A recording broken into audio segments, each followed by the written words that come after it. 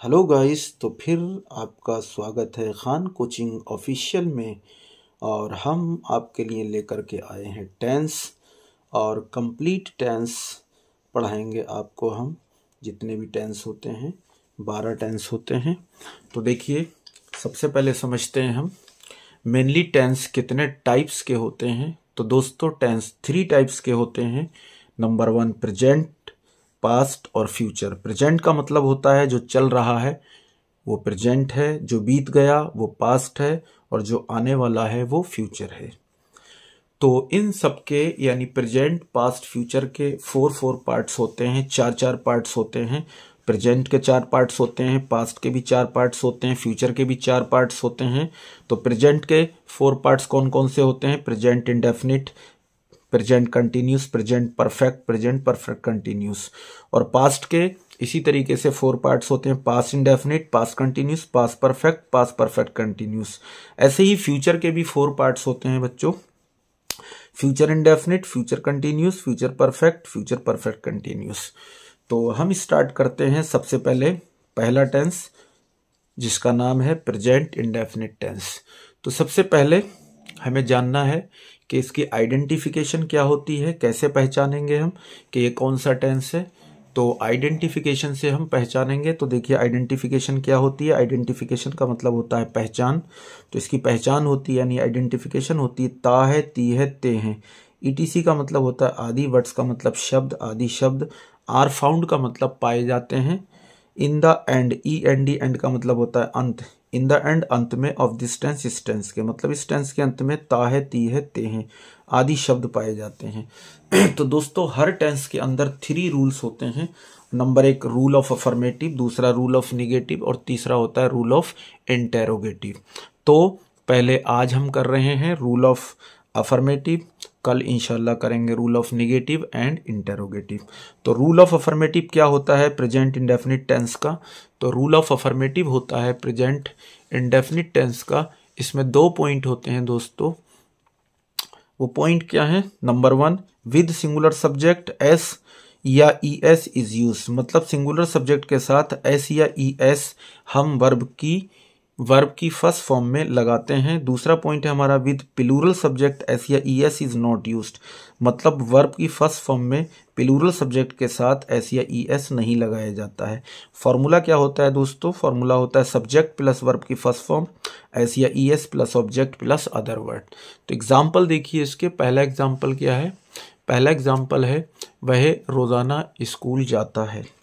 तो देखिए, हिंदी में जब हम सेंटेंस की बात करते हैं तो सबसे पहले जो हिंदी में चीज होती है वो सब्जेक्ट होता है। तो हमारा सब्जेक्ट क्या है यहाँ पर? वह है। और सबसे लास्ट में, हिंदी वाले सेंटेंस में सबसे लास्ट में वर्ब होती है। तो वर्ब क्या है इसमें? जाना।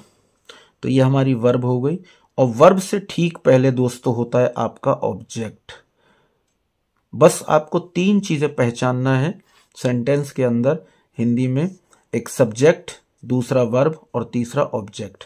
तो सबसे पहले सब्जेक्ट होता है हिंदी में, और सबसे लास्ट में वर्ब होती है, और वर्ब से ठीक पहले होता है ऑब्जेक्ट। तो देखिए, फॉर्मूले के अकॉर्डिंग सबसे पहले हमें किसकी रिक्वायरमेंट है? हमें सब्जेक्ट की रिक्वायरमेंट है। तो सब्जेक्ट क्या है इसमें? ही, यानी वह। तो वह की इंग्लिश क्या होती है? ही। इसके बाद क्या है? वर्ब। तो वर्ब क्या है हमारा? जाना। तो गो, जाने की इंग्लिश होती है गो। और गो क्या होती है? फर्स्ट फॉर्म, वर्ब की फर्स्ट फॉर्म। अब देखिए, ही क्या आपका सिंगुलर सब्जेक्ट है, तो गो में आप एस या ई एस लगाएंगे, तो इसमें हम ई एस लगाएंगे। तो ही गोस। इसके बाद प्रीपोजिशन लगा देते हैं हम टू, ही गोस टू। अब देखिए क्या है? ऑब्जेक्ट। तो मैंने बताया वर्ब से ठीक पहले ऑब्जेक्ट होता, तो ऑब्जेक्ट क्या है यहाँ पर? स्कूल। तो ही गोस टू स्कूल। अब इसके बाद बचता है अदर वर्ड। तो अदर वर्ड हमारा क्या बचता है? रोजाना। तो ये रोजाना जो है ये टाइम बताने वाला वर्ड है, इसको हम एडवर्ब कहते हैं, डेली या एवरी डे भी बोल सकते हैं। सेकंड सेंटेंस देखिए दोस्तों, इसमें लिखा मैं तुम्हें जानता हूं।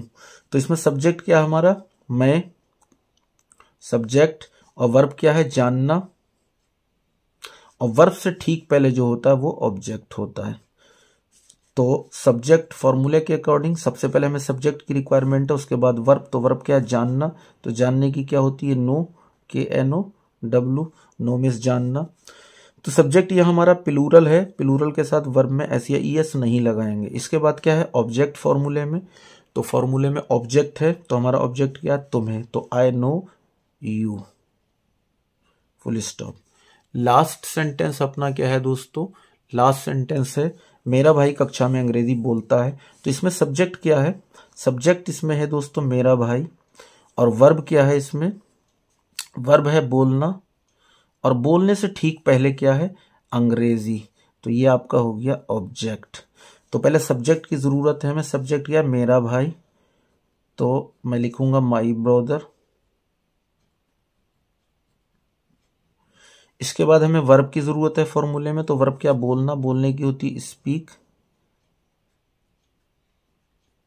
अब देखिए सब्जेक्ट सिंगुलर है या प्लूरल है, तो सब्जेक्ट तो सिंगुलर है, सिंगुलर का मतलब वन होता है, माई ब्रदर मेरा भाई, यानी एक ही भाई है, तो वर्ब की फर्स्ट फॉर्म में हम एस लगा देंगे, माई ब्रदर स्पीक्स।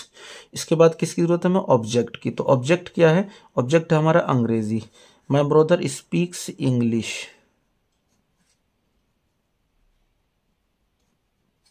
इसके बाद बचता हमारा अदर वर्ड, तो अदर वर्ड में क्या बचा, कक्षा में, तो हम लिखेंगे इन द क्लास, कक्षा में की अंग्रेजी होती है इन द क्लास। और इसी तरीके से इस टेंस को हम इंशाल्लाह कल कंप्लीट करेंगे दोस्तों, इसका rule of negative and rule of interrogative, और इन दिस वे हम कंप्लीट मतलब 12 टेंस कंप्लीट करेंगे। Okay, thank you.